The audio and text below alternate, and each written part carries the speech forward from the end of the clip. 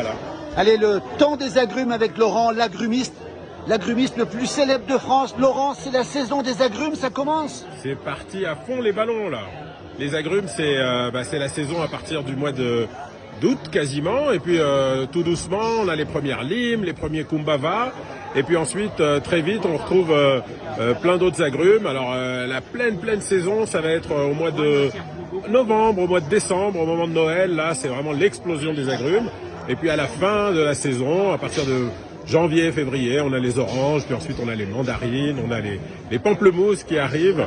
Mais entre-temps, on a tout un tas de diversités que je peux vous montrer. Allez, on va les montrer. Alors, il y en a une étonnante ici. C'est une agrume, ça, Laurent, ça? Alors ça s'appelle la main de Bouddha. C'est un agrume assez incroyable. C'est un cédrat à l'origine, pour ceux qui connaissent les cédrats. Il y en a, on en cultive en Corse, on en cultive en toute la Méditerranée. Le cédrat, pour votre petite information, c'est la maman du citron. Alors le citron, le citron, c'est la petite fille d'une maman qui est cédrat et puis d'un papa qui est orange amer. Voilà, et donc quand on les mélange ensemble, on arrive à trouver un citron. Et ben le cédrat, c'est un cousin de cette main de Bouddha. Cette main de Bouddha, elle est née au Vietnam il y a 4000 ans. Ça fait 4000 ans que ça, les hommes, ça les passionne. Et puis alors, vous ne l'avez pas là, l'odeur, mais alors c'est un truc. Ça sent bon. Ça sent bon. Alors plein d'agrumes ici. Alors on les présente rapidement. Allez, on va faire ça. Qu'est-ce qu'on a rapidement alors? Regardez-moi, c'est les agrumes, la saison des agrumes. On en a un que tout le monde aime là, qui est celui-là qui s'appelle le yuzu, qui est la star des agrumes japonais. Le yuzu. Yuzu, Y-U-Z-U, ça c'est top du top. Ouais. On reste au Japon avec un autre agrume, celui-là il est jaune, il est déjà un peu sucré. C'est un enfant du yuzu, ça s'appelle du sudashi. Le sudashi. Ça c'est le top du top pour mettre dans des sushis, si vous aimez les sushis. Ah oui. Un peu de sel, ça, Un peu de sel. et surtout les poissons, ça marche super bien. En ce moment c'est le moment des coquilles Saint-Jacques. Essayez ça, coquilles Saint-Jacques crues, sudashi, un peu de sel, une curry. Oui. Ça c'est un orange squat. Orange squat. Alors je peux pas vous l'ouvrir là parce que je tire la caisse, mais orange squat c'est un truc remarquable, qui est super bon. Il y a quelque chose que j'aime beaucoup aussi, c'est ça, c'est le citron Meyer. Citron Meyer. C'est un citron qui a beaucoup de parfum et qui est très intéressant. Alors, pour la petite histoire sur celui-là aussi, on dit que c'est un citron, mais en vérité, c'est pas exactement un citron. Il n'est pas la maman d'un cédrat, comme je vous ai dit. On connaît pas exactement ses parents. On l'assimile au citron parce qu'il est jaune et puis qu'il est acide.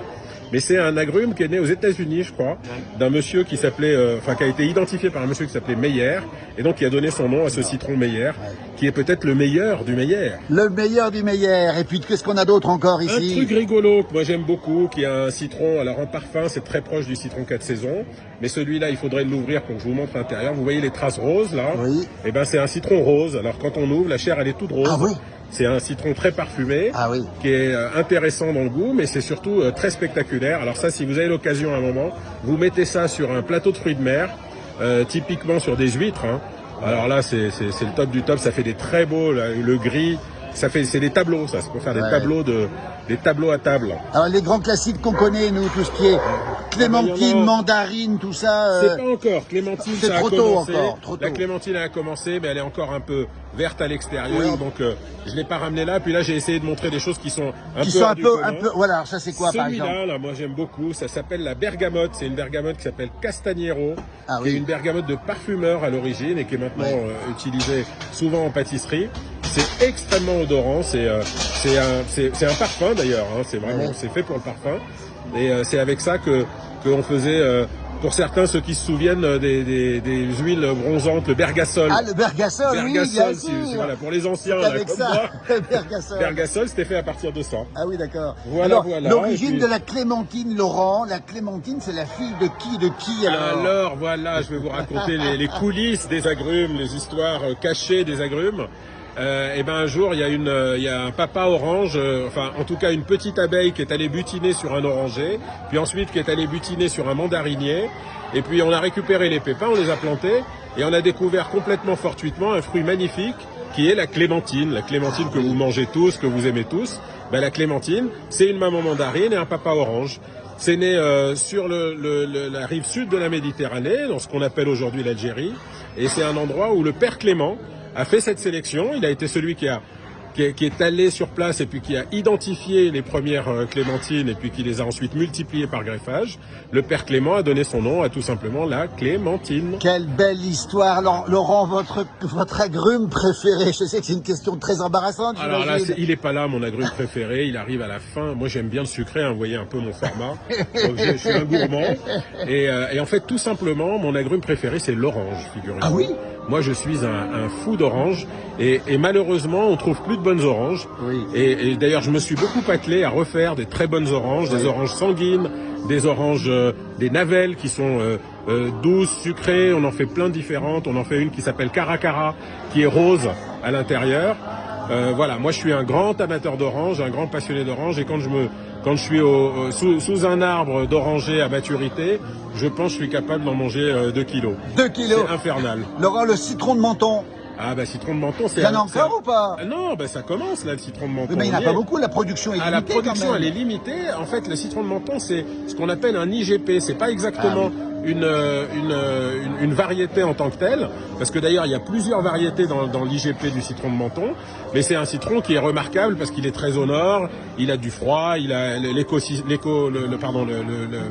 climat très particulier de Menton, et puis il a une histoire qui est magique, hein, parce que c'était là que partaient la plupart des agrumes à l'époque, à la fin du 19e, vers les grandes cours d'Europe, et donc le citron de Menton, il a agrémenté les plus belles cours d'Europe.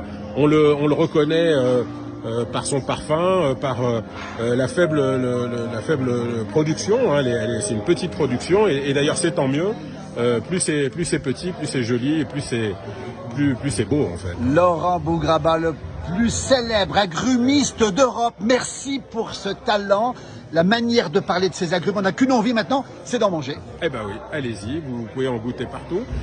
Alors, je sais pas si je dois le dire, ça va faire de la pub, mais il y a quelqu'un qui me distribue en France et avec qui je m'entends très bien, qui est les gens de Grand Frais, qui ont un bon goût et qui sont passionnés de diversité. Et voilà, donc pour vos tables d'ici Noël, si à un moment vous vous posez la question, il y a un endroit, il y a une belle boutique à Paris qui est au 82 rue de Sèvres. Vous pouvez venir et avec grand plaisir vous trouverez et des agrumes et tout un tas de produits transformés autour des agrumes.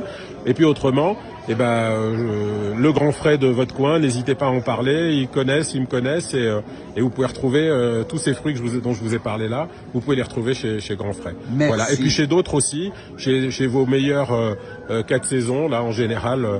Ils s'intéressent à la diversité, donc vous pouvez en retrouver également près de chez vous. Merci et bravo. Merci, passionnez-vous pour les agrumes, c'est extraordinaire, c'est un produit qui a plus de 5000 ans.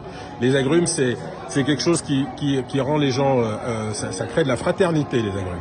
Et on en a beaucoup besoin en ce moment, donc je le répète, je le redis, c'est une magnifique occasion de rencontrer des gens et de parler d'objets qui sont magiques et qui ont passionné l'humanité depuis plus de 5000 ans. Merci beaucoup. Beaucoup. Merci pour votre intérêt. Merci.